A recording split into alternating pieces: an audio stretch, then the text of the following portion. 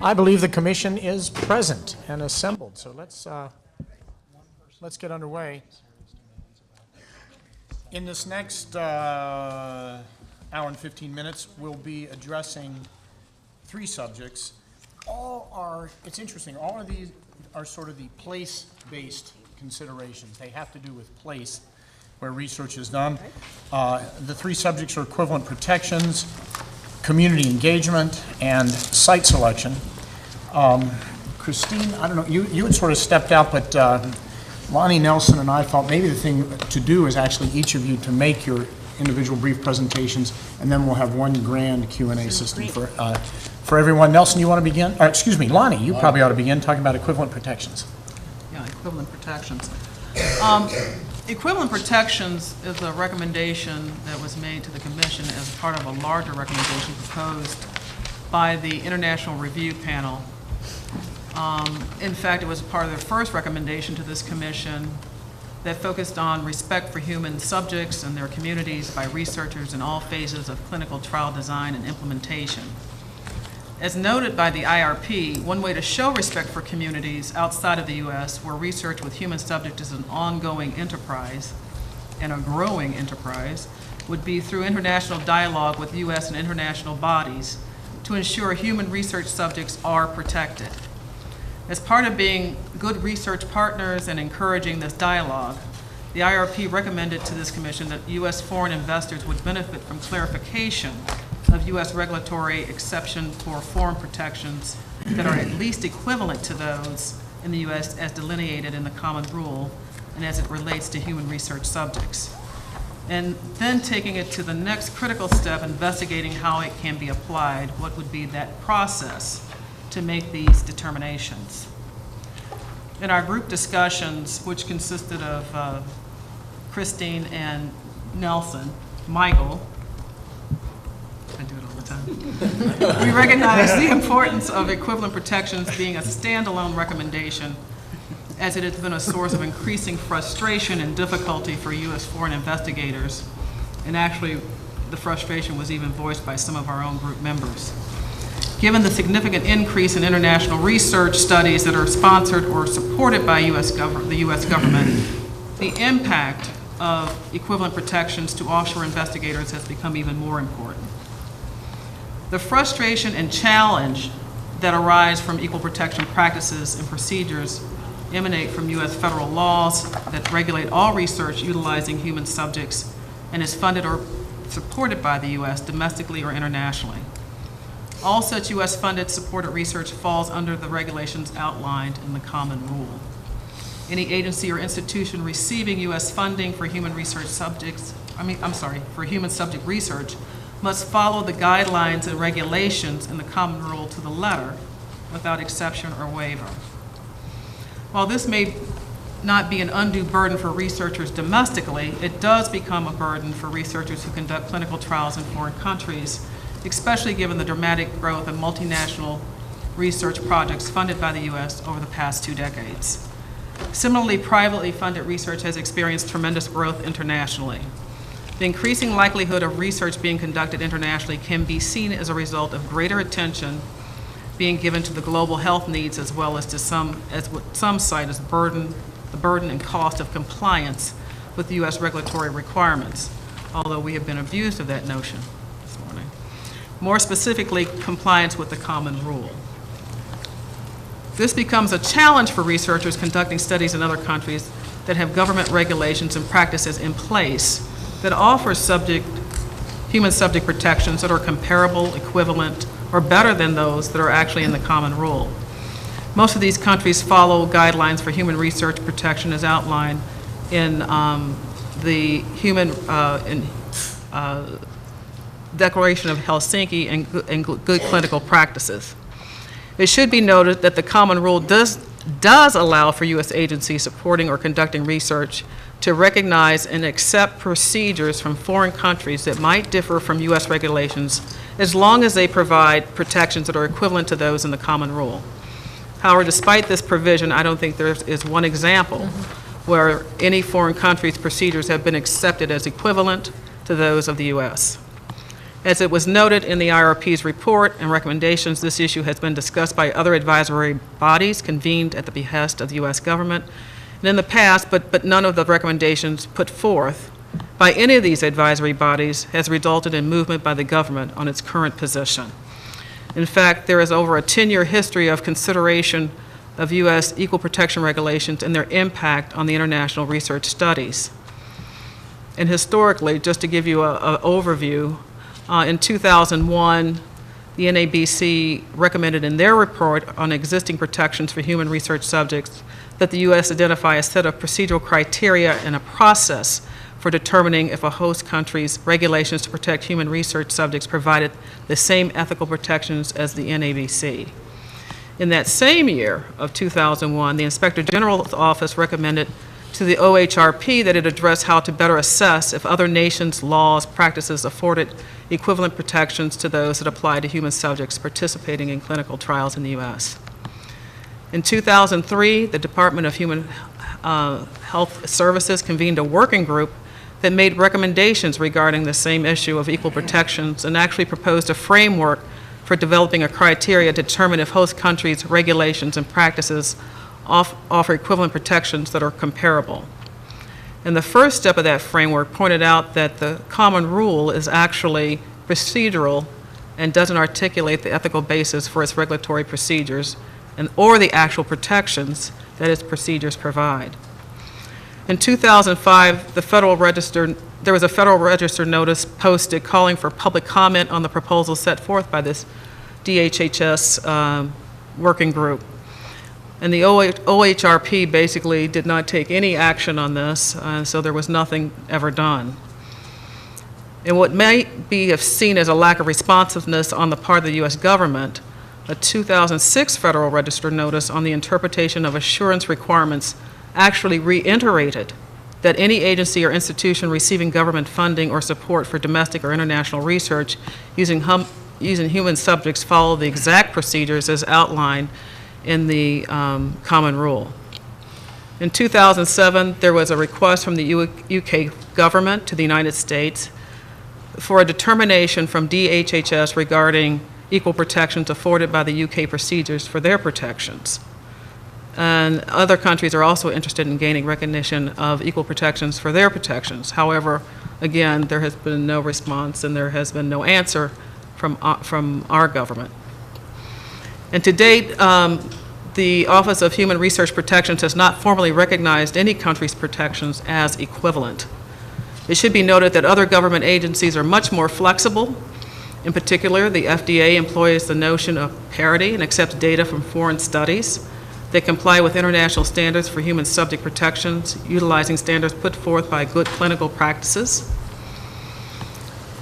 And as a result of that, the frustration that was felt not only by the researchers and by people here on this commission, we felt that the recommendation should have two distinct components to address some of the issues that have occurred in the past, or difficulties, I should say, that have occurred in the past. The first component we thought should work with what was done by use of framework that was proposed by the DHHS working group that directs the government's focus to the group's articulation of seven procedural requirements that are actually found in the common rule, and using them to develop a process for evaluating requests by foreign countries and institutions. As part of that, given that all of these recommendations in the past that have been advanced have not been acted on, Nelson suggested that we give them a time limit to respond and to actually implement this, and that was, we're arbitrarily thinking 18 months. Part of the frustration in the past on the part of foreign investigators, institutions, and countries with various government-initiated advisory group has been that the Office of Human Research Protection's silence on the issue of equivalent protections, and because this is the fourth or fifth time this recommendation has been put forth by some form of a government advisory body, the second part of what we are proposing asks the OHRP to respond to why they are acting on the recommendation or why they would not act on it, and to keep it as the status that it is. And hopefully we can expect some kind of feedback from them. implementation of a process to evaluate other subjects protections submitted by foreign countries and institutions does have some benefit. We believe that it is suggested by the Secretary's Advisory Council on Human Research Protection that it would reduce the burden on international IRBs. It could possibly increase collaboration and dialogue with foreign research partners, show respect for international research communities, ease the burden of regulatory compliance and assurances when engaging in international research. One of the other things that we suggested, or that we asked, was, why had there not been any movement by the government after this had been recommended by so many different groups? And I think a staffer had related to Val, and I hope you don't mind me sharing this, that they were actually waiting for our recommendation. If that's any They say that to encouragement. everyone, apparently. Well, let's just hope that staffer's correct. Terrific. Nelson, why don't you talk to us about community engagement and the Okay, issues there? so stemming from the first recommendation from the International Research Panel, which focused on community engagement and respect for cultural differences, the recommendation stood on principles that that research processes are centered on research funders, research teams, national regulatory authorities, and they're obviously designed to protect research participants, and they include such processes as IRBs, or ethical review committees, the informed consent process, and other protections that have been delineated in international human subject research guidelines that have been extensively discussed today. And to use Amy's comments about on another topic, we believe that these are obviously necessary, but they're not sufficient to ensure the totality of an ethical human subject research environment. So what community engagement does, it adds the involvement of relevant research partners to include the research subjects themselves, the communities in which they live and interact, to provide a broader framework of exchange between these communities, researchers, regulators, and participants. So in that sense, an effective community engagement process provides an additional layer of safeguards by providing the community with opportunities to more thoroughly weigh and accept or reject the risks and benefits of research activities, to discover possible implications of research that might have unintended consequences to host communities, and to independently debate the effectiveness of research protections. And this would be an interactive and continuous dialogue between the community and the research team that would allow for the integration of community norms, beliefs, customs, and cultural sensitivities with research activities. Community engagement should occur consistently throughout the life cycle of the human subjects research activities by providing a two-way communication between community partners with research funders, research teams, and other stakeholders. So taken together with researcher and research-centered, and regulator-centered safeguards, community engagement builds a partnership with the broadest range of partners. So there are important side constraints, and this was something that we mentioned and discussed during our own working lunch, that have to be taken into account for considering all the possible implications for community engagement. So if the essence of community engagement values the intrinsic ethical position of all research partners, then there is a potential for there to be some concerns if there is ever a one-sided dialogue. And that one-sided dialogue could in fact come from the community to the researchers themselves. Thus, if a community norm was to dictate actions that were contrary to any other research partner's ethical position, such research could not be conducted in the absence of conflict resolution acceptable to all partners. So in order to get granular and probably take an additional step forward, we thought that it would be useful to actually point to the single normative body guideline that exists that defines what community engagement is, in order to breathe a little more structure into what I just said. So the second version of the a document called Good Participatory Practice Guidelines, version 2.0, that was vetted just this past July by UNAIDS and the AIDS Vaccine Advocacy Coalition, and it was done to provide trial funders, sponsors, and researchers with systematic guidance on how to effectively engage with stakeholders and design and conduct biomedical HIV prevention trials. And that's an important caveat I'll get to in a second.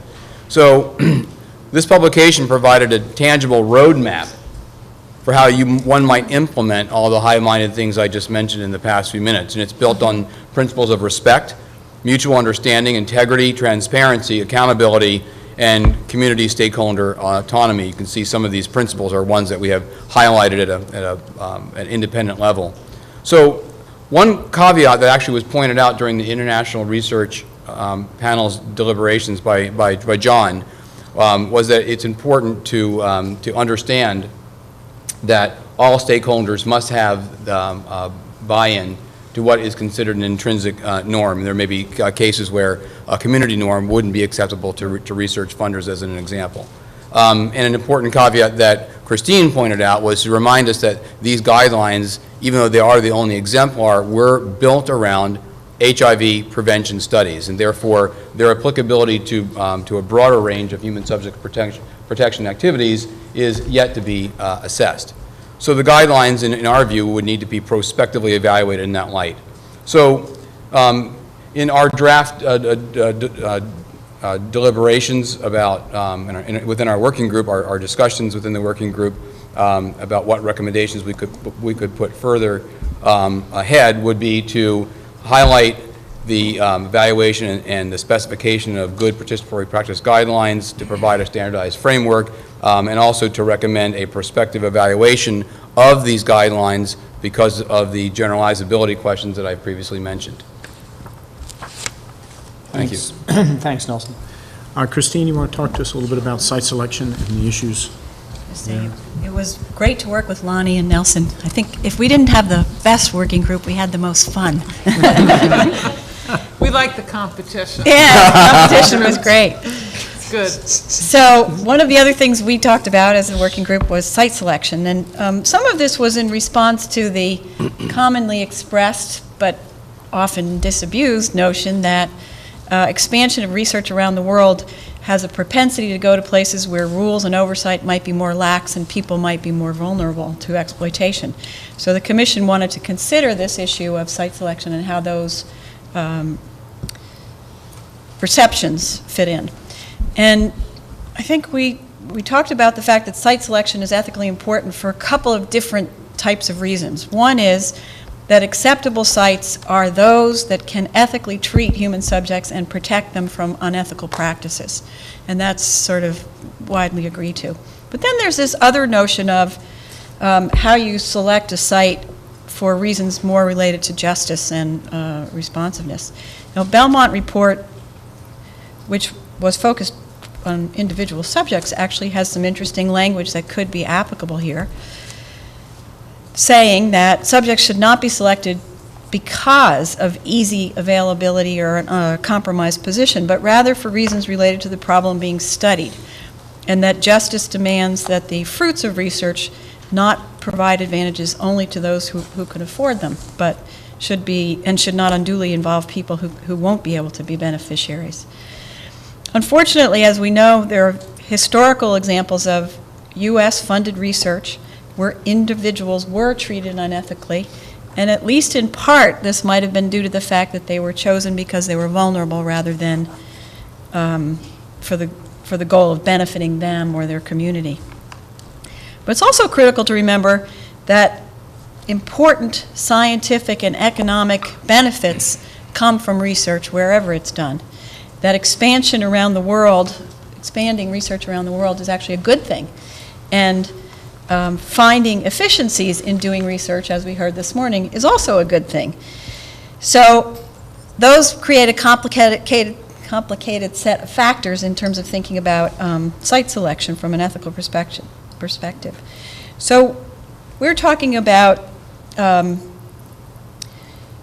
we agree actually that protecting and respecting human subjects is the same worldwide, the same ethical principles apply, as we heard this morning from our speakers, and include important notions like not treating people as mere means, treating all fairly and with respect, and not exposing people to unnecessary risk or burdens that are disproportionate to the benefits. And so the sites, as chosen for research studies, must be able to protect these basic notions. In addition, we have to think about this worry about minimizing the possibility of exploitation. So we're thinking about a couple of different possible recommendations. One is that the commission will reiterate that IRBs and RECs and review committees around the world should determine both that researchers and the sites they propose have the willingness and the capacity to support protection of human subjects at these important levels, and or that such capacity can be built as part of the research endeavor and collaboration that is being proposed.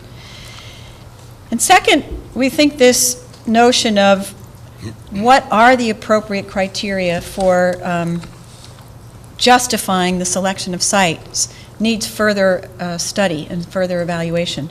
So we're thinking of suggesting that the government support research to begin to develop operational criteria and guidelines for ethical selection of sites around the world for research. Christine, thank you. Yep. Comments or questions from the commissioners off the top of your heads? I do wonder, Lonnie, are there ways that we can help OHRP? I mean, do we have any suspicion at all why prior recommendations have gone unheeded? Is there some element of difficulty? Is there some rationale that hasn't been addressed? And why, why is it they would say, well, once this commission reports, we'll do it? I'm wondering if instead of just pushing that, maybe staff needs to answer that or help us with that. Do we have any? I have a theory. You have a theory. Come with a theory. We're ready, Christine. It's really a theory. I have not spoken to anybody at OHRP, but my theory is that what the regulations allow is equivalent protections, Right. and we unfortunately are in a situation where we really don't know how well the procedural requirements in our rules provide protections. So how can we say something's equivalent when we don't know? In our rules. In our rules. In our rules. And what Lonnie talked about, the working group that met, almost 9 years ago, they tried to delineate certain protections that they think emanate from our regulations, but they're not. I mean, they're very useful. It's a very useful framework, but they've not been tested or vetted. Whether or not that's correct, let me just address why it strikes me as a peculiar Okay. response. If what it means is equivalent protections and not equivalent rules and regulations, then why not then we should say what we're talking about are equivalent rules, regulations, processes, and so on, because that's all that the government actually, on the face of it, can ensure. Otherwise, we wouldn't have been asked by President Obama to look at whether the protections are there. There are two questions. There's the rules, regulations, and procedures, which can be equivalent in other countries. Right. And then there's the question of protections. And if the reason is they can't guarantee, we don't know what our protections are here, well, if we don't know what this is why I hope this isn't the right theory, Yes. because if that's the case, what we're really saying, what the government is saying, is we have all these rules, regulations, and processes, but we have no idea whether they protect people. Okay. So maybe I should be clearer about Okay, what I so meant, okay. because I do think This that. is what the problem of speculation may be, but I just Right. want to expose why this speculation. No, I will is- stand by my speculation, but refine it. Okay, good, good. I think that most people agree, and there are some data to suggest, and there are certainly ethical principles to substantiate, that the protections of independent review and informed consent do provide some protection of human subjects, and our regulations call for those. But the regulations are very detailed about how those reviews take place, how many people need to be there, how often they meet, how they keep minutes, all those things.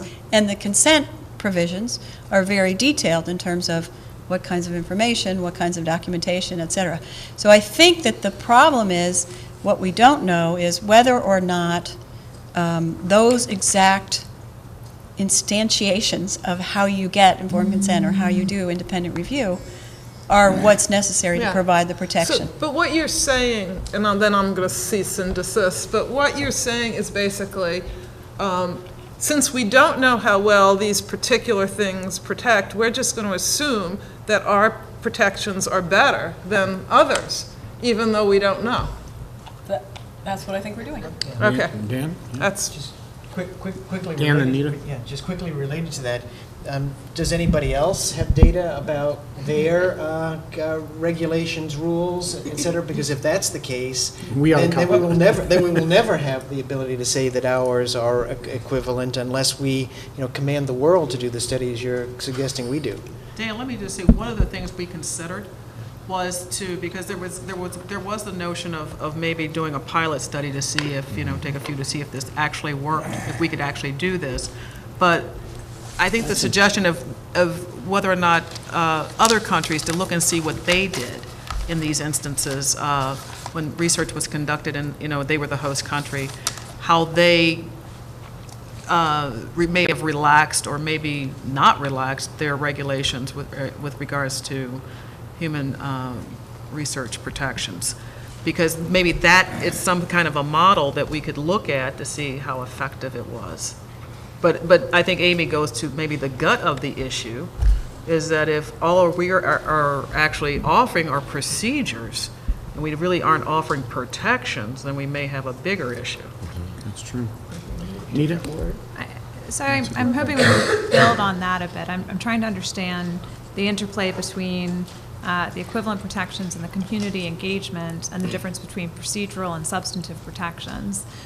So if community engagement is meant in part to help us recognize cultural differences and perhaps incorporate them, how far does that go exactly? So to John's question, I take it about the potential intrinsic objections. Are intrinsic objections, for example, things that you cannot do in this country? So, for example, if marijuana is illegal in this country but legal in another country, and it's because it's culturally accepted and legally accepted in another country, and you're provided the same procedural protections, is that the kind of thing we're talking about? Or, for example, in the Guatemala study where it was permissible to have commercial sex workers but not here, and we would think it was wrong to, under our laws or under our culture, use it. And so this conversation around equivalent protections, it seems to me it's not just about procedural protections, but also about the things that you can do here procedurally and substantively, and then ensuring that the same type of protection extends abroad. And right now I'm a little confused just by the conversation we're having and some of the draft recommendations of the subcommittee to the group to discuss about, how do these things work together? What exactly are we saying with respect to procedure versus substance? I think, Nelson. Well, I'd take a shot at that maybe. I guess, and this is my own synthesis, I see the equivalent protections being really a dialogue between research regulators saying, here are our set of criteria that we use to guide research. Procedural. Yeah, they're procedural, exactly. And because, getting back to the point, do we really have objective information about the effectiveness of each of these regulations? And I think the answer there is probably not. So then it comes down to trying to integrate or harmonize between nations regulations that allow research to be done in a more coordinated fashion. Lonnie asked a great question. I think it was a second call we had when she said, and she prefaced her remarks by saying, well, since Christine Nelson, you have so much experience in this, what do you know about other nations in terms of whether or not they change their, so if the government of the Netherlands funds research and it's done in Brazil, does that work? Is there an equivalent protections process there? Of course, there was like stunned silence on the phone because we had no clue there. So I think it gives you some insight into really how much I think we even understand about how consonant these procedural issues are across nations. So that's how I kind of put that into one bucket is equivalent protections is a recognition that there should be more dialogue and potentially harmonization between procedural issues and that guide research. Community engagement, I think certainly there's a lot of crossover, but there I see it more in the standpoint of providing a larger fraction of research stakeholders to have a voice in the entire life cycle of a human subject protection activity in terms of the design of the study, the site selection, and in a way it provides a check and balance on the researchers and the regulators to make sure that other stakeholders have visibility into what the thought process is and can provide input from the very design of a study to its final publication or implementation. So I think, you know, I would see that more from the standpoint of implementing a research activity. Well, I mean, so the question, the reason I'm asking about the interplay between the two is if there are cultural practices that are, or cultural norms which are different from our own cultural norms, such that research would be permissible in that culture that would be impermissible in our culture.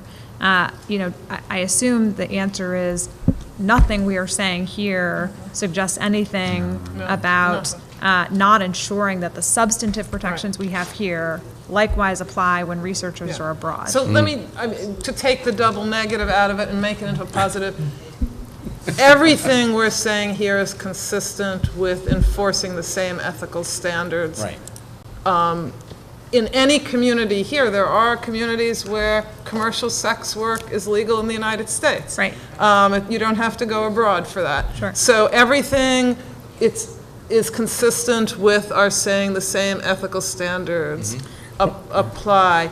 And the equivalent protections is not an attempt to recognize, you know, ethically different cultural standards. It's quite the contrary. It's an attempt, the language on its face is an attempt to say there are countries and communities outside of the United States that are likely to have equivalent protections to ours by the same, judged by the same ethical standards.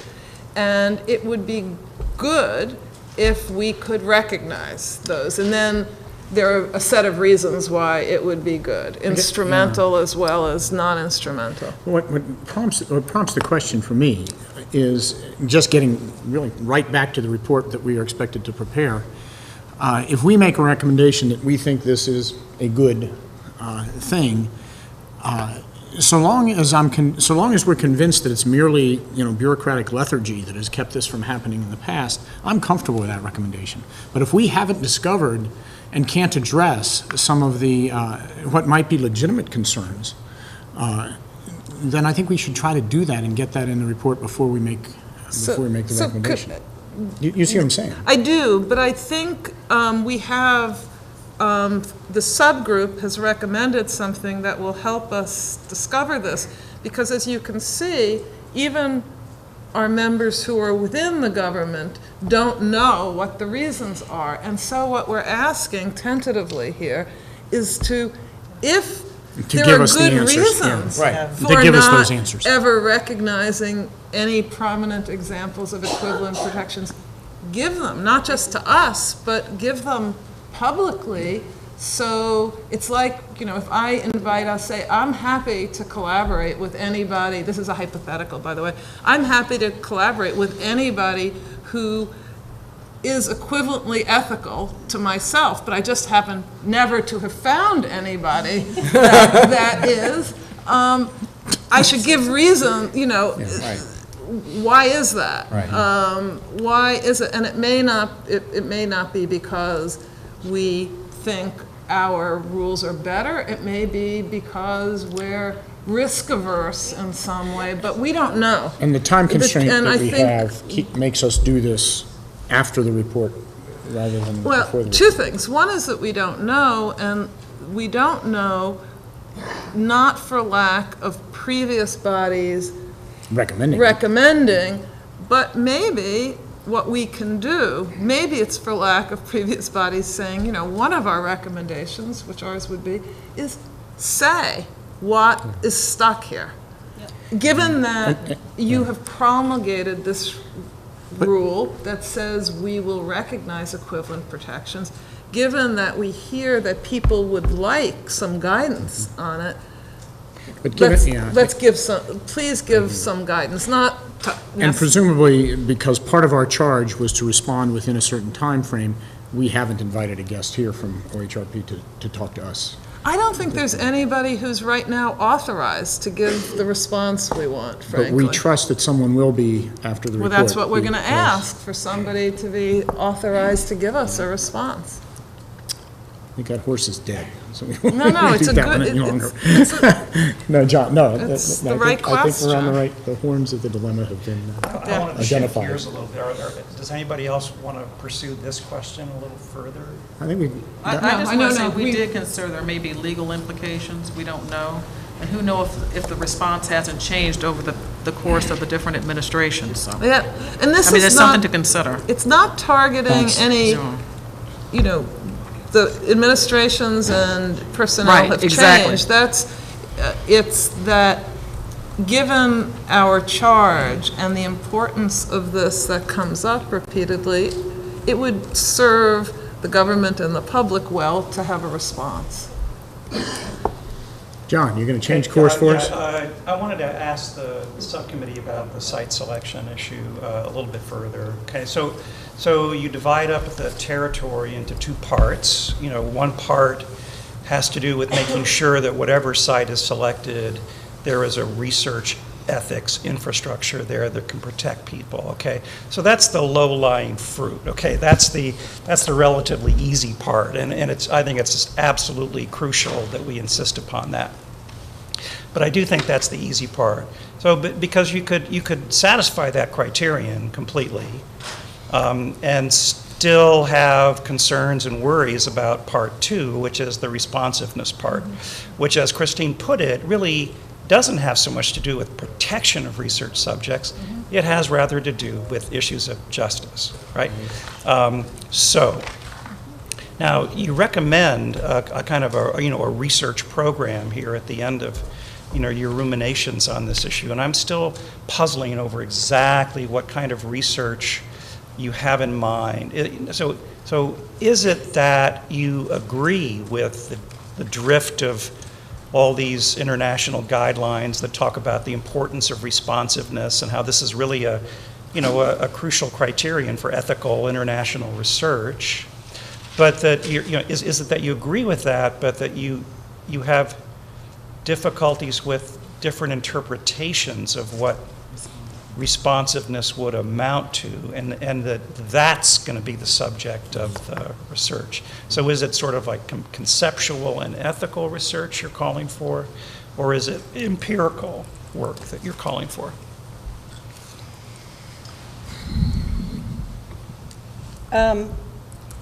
I can speak for myself. I don't know that I can speak for Nelson and Lonnie about whether we agree with responsiveness. I would say the following. I think that my own view is that the notion of responsiveness makes sense to me in a way of thinking about minimizing the chances of exploiting places and people. However, the specification of how a study is responsive or not responsive and what that rules in and rules out, I think has not been satisfying. So some of what I envision as the research agenda is that.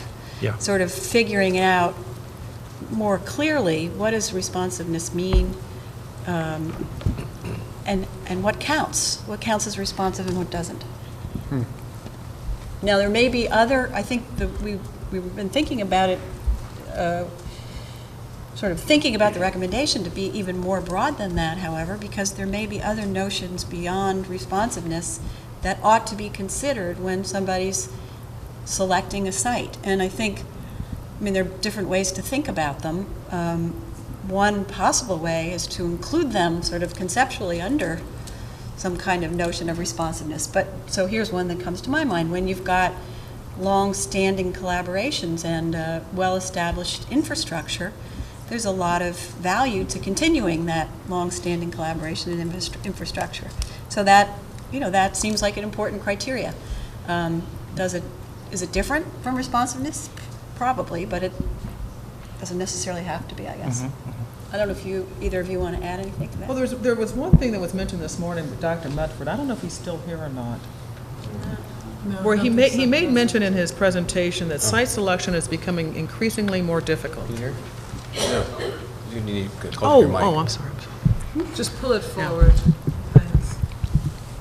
Dr. Medford this morning in his presentation made the comment that site selection is becoming increasingly more difficult because, I guess as a private researcher with the company that he's with, that, you know, there's always that competition to find the right site for the drug that they are trying to research, and they're in competition with other companies who are doing research on similar drugs.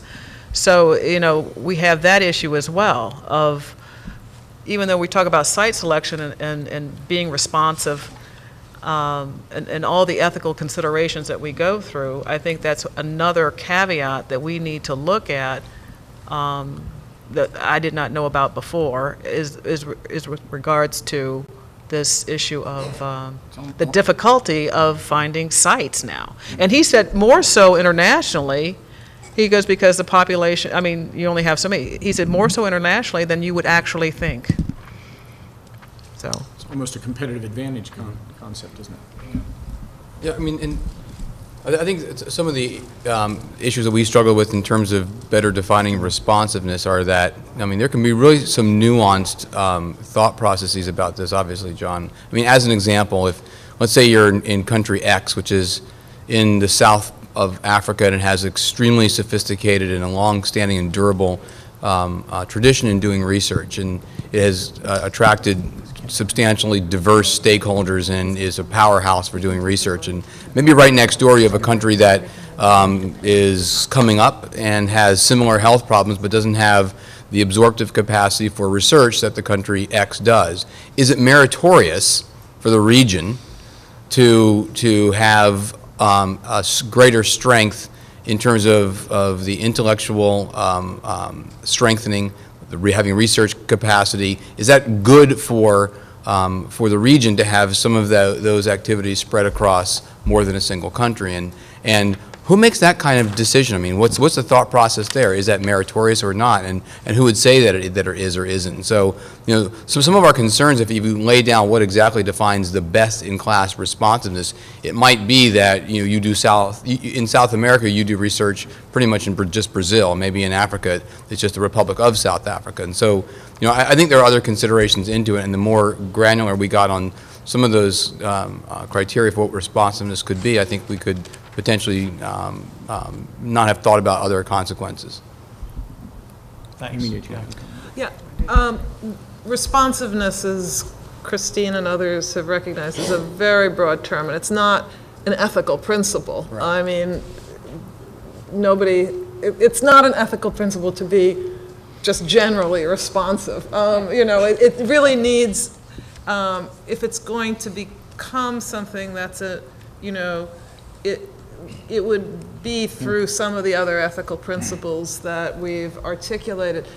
And my main concern about this part is that we identify, once we do identify what we think the research should focus on, that we make clear whether it's part of the protection of human subjects from harm or unethical treatment, or this category necessarily goes beyond that to questions that I would call distributive justice, as to whether research on human subjects is responding to more of the most urgent needs, whether they be health needs or, as Raju put it, you know, other infrastructure needs and so on of the country. And there are some unintended consequences of some arguments about responsiveness. So if you require research to be maximally responsive to the greatest health needs in a country, it may never happen. So it's a case where the imagined perfect drives out the actual good. Or if you don't look at what research ethically done can do to contribute to the infrastructure and other capacities of the country, you may minimize the good that ethically sound research does. So I think when we specify what we want research into this category to be, we should be as specific as we can about what goals what ethical goals we're targeting, whether they be goals of distributive justice or expanded goals of ethical treatment of people beyond the subjects of the research. Yeah. As I read these international guidelines and all of these codicils about responsiveness, and if I try to create a theory, to explain all of those, you're right, Amy. It wouldn't have to do with the Kantian ethical principle of responsiveness, pure and simple, right? Okay, so that's, yeah. But if I were to try to develop a theory, it would be that the drafters of those guidelines, in some sense, saw research as being nested, or the research enterprise as being nested within a larger project of global development. I mean, I think that does make sense of them.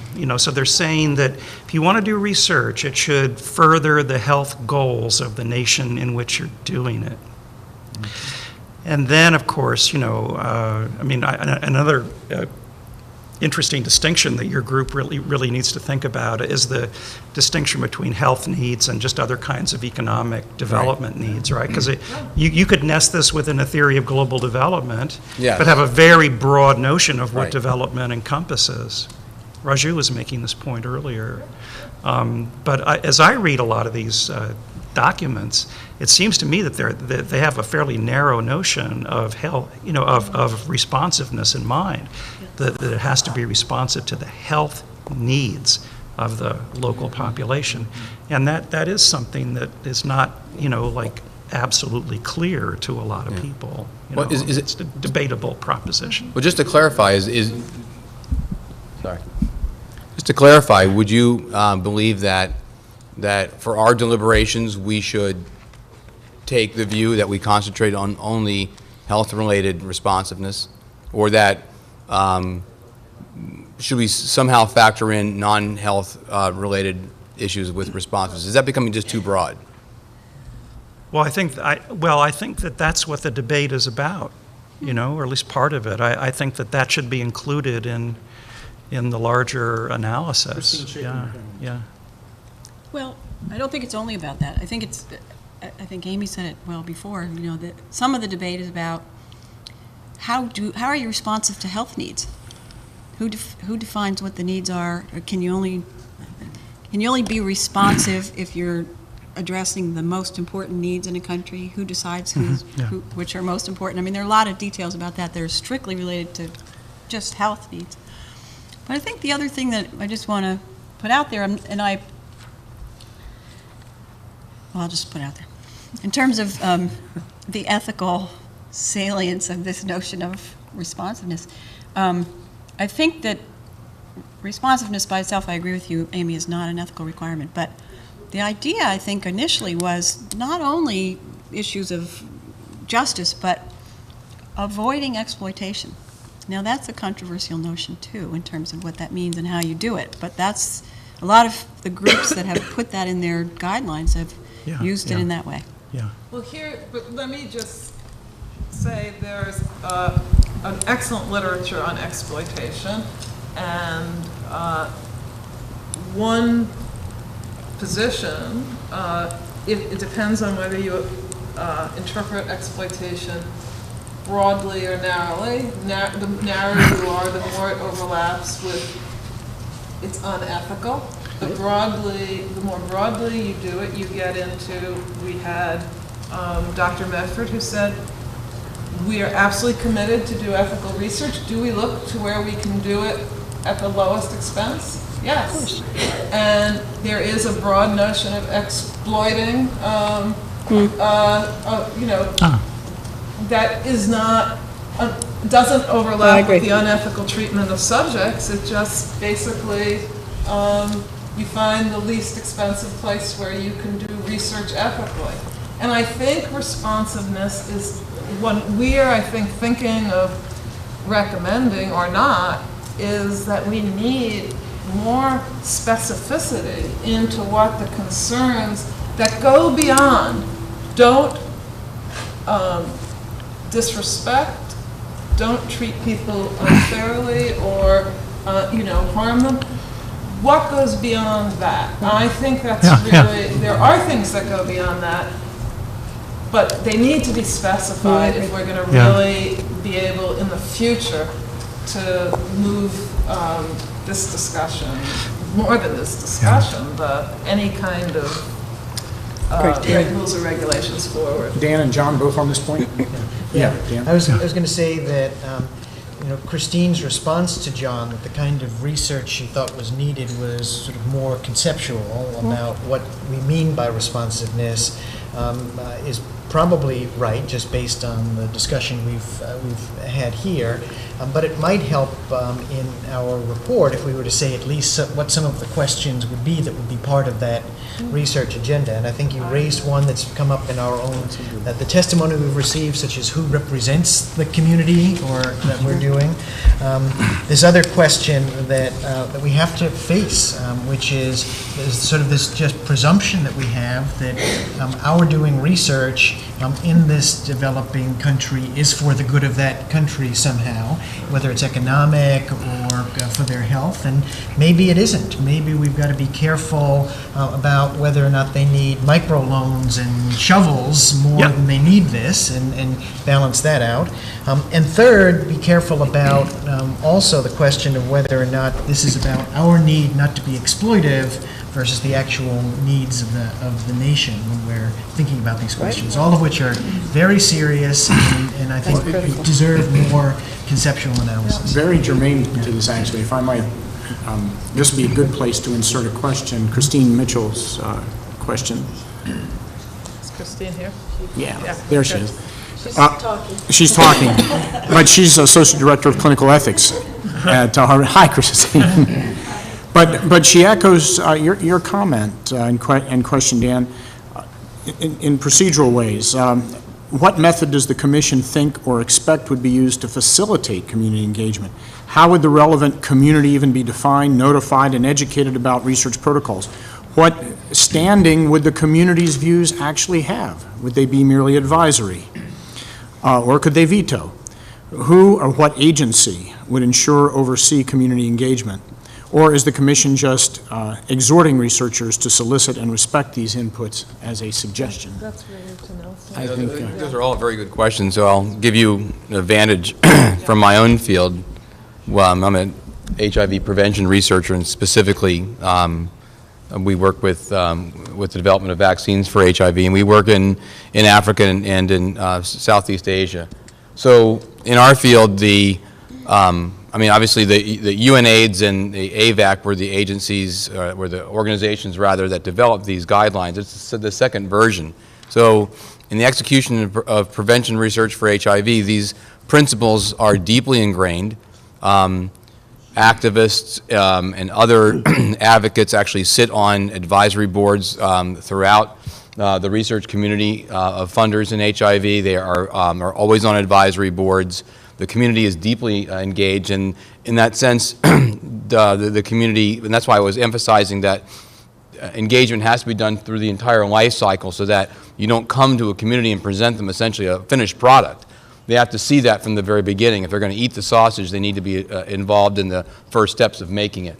So that's a very idealized view of how it could work, but it's not so idealized that it isn't operationalized, because it is in HIV prevention research. Now the next question would be, and I think we had Larry Corey came to lecture to us within the past year, that spoke pretty cogently about those issues. Now the next question should be is, how generalizable is that, and does that framework spread across other non-HIV prevention research, which is why we put in the caveat that Christine pointed out in our deliberations about just making sure we understood that this framework that we were describing is rooted in reality, but it may or may not generalize. So hope that answers your question. The report will answer some of the how, or at least make suggestions around the how question. In other words, saying this needs to be done, and I think all of these questions are how do we envision it being done, in addition to what standing you would give to the community? Right, so, I think that the how is to point to a very large field. I mean, HIV prevention research is a large and, global and well-funded effort. I think that you could point to the fact that that field has developed a playbook that some of those plays may be generalizable to other activities. But put a cautionary note on it that there may be implementation challenges with other fields, so you shouldn't assume that the plan, as it's done in one field, will easily transfer to others. But we could offer it as an illustration. Yes, I think we could offer that as an exemplar. I think that's a great idea. I've got John and Anita on my list. This is just to follow up on Dan's really good questions. I think one question for the group here is, I'm just trying to get more specific now. One question would be whether research is intended to produce a product that would be distributed or disseminated within the host country, right? So, Amy, forget about optimal, public health advantage. Just is it going to be made available, period, right? Because two of the case studies that we looked at, the Havrix case and the surfactant case, were both cases where the manufacturer had zero interest, zero plans to make the drug available in the host country. Now, for some people, this was okay because the drug maker was willing to contribute lots of other stuff, infrastructure, benefits.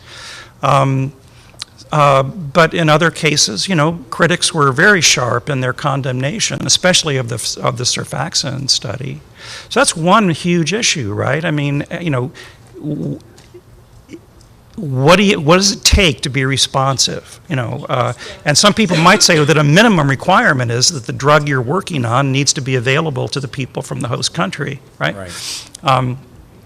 And Dan's, I think, really raising an interesting issue about exactly how much research does contribute to these places. If you do look at this within the context of a theory of global development, okay, then this becomes a really live issue, because if research is going to siphon off valuable time, energy, personnel from a local community which has its hands full dealing with trying to treat people, let alone do research, that could raise serious issues of distributive justice or exploitation as well. Yeah, I mean, I'm sorry. I think you could take that one step further, which is, and I'll give you a tangible example. A year ago, we began to work in Mozambique, and the Mozambicans have a phenomenally, a small but really good group of MD and PhD immunologists that we've been working with to do HIV vaccine development. They were much further along than I thought they would be on our first few visits. But the cautionary note came from our sister agencies, the CDC and USAID, that were implementing the President's Emergency Plan for AIDS relief. And they used that same group to do things like quality control for viral load kits, for resistance genotyping, for just a basic diagnosis of HIV infection. And their caution to us was, be careful that you don't overwhelm this group with a very sophisticated research agenda so that all of a sudden we can't implement some critical prevention care and treatment services. So I think, these are good cautions, and sometimes they actually don't need to spill out from the health sector to the non-health sector, even within the, a single sector of the health field, that you can have implications that are unintended, which is why I come back to the issue of community engagement. Because these discussions, from the very beginning, from the first cogitation of whether or not a research activity should be contemplated, if you have a broad range of stakeholders available, those discussions can occur and adjustments can be made proximally so that you don't end up in trouble. Yeah, I like that, because what it suggests is that the notion of community engagement can give us a kind of procedural way of defining, proper site selection. Right. I think that's really interesting. Right. I mean, one of the more interesting quotes that I've seen on this issue was talking about site selection in places like Poland and the Soviet Union. And one beleaguered researcher said, "We are swimming in thrombolytics here." Right?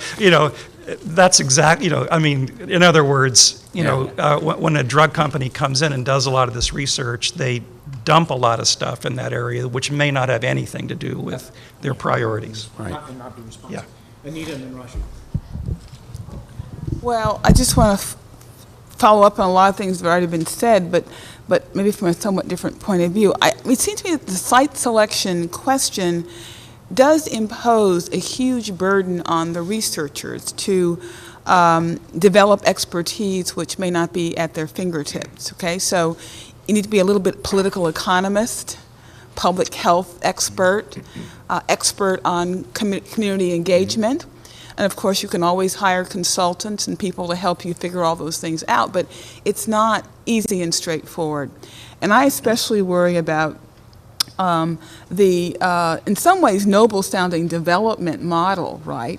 But as we know from the past, sometimes development has meant colonialism or something not so beautiful. It's often come with hegemonic assumptions. I think we learned from the Guatemala incident that sometimes there are large-scale macroeconomic concerns that might lead researchers to collaborate with the foreign country to bring research there. You know, Guatemala was a pretty vulnerable country that needed, arguably, U.S. agribusiness down there. And so to keep the business, but to also reap some benefits, maybe it looked pretty good to collaborate with the U.S. Public Health Service on STD research.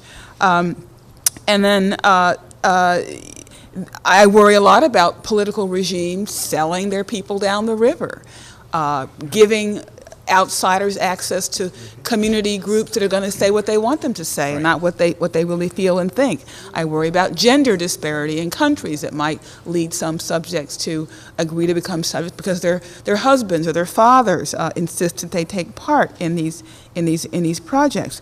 So I applaud everything that the Commission has been thinking about. I would like to add, though, to the picture a bit more complexity as to what it really means to engage a foreign regime, the people in that regime, people of all genders in that regime, people of all classes in that regime, and to be real honest about the interest that governments may have in wanting outsiders to come in the first place.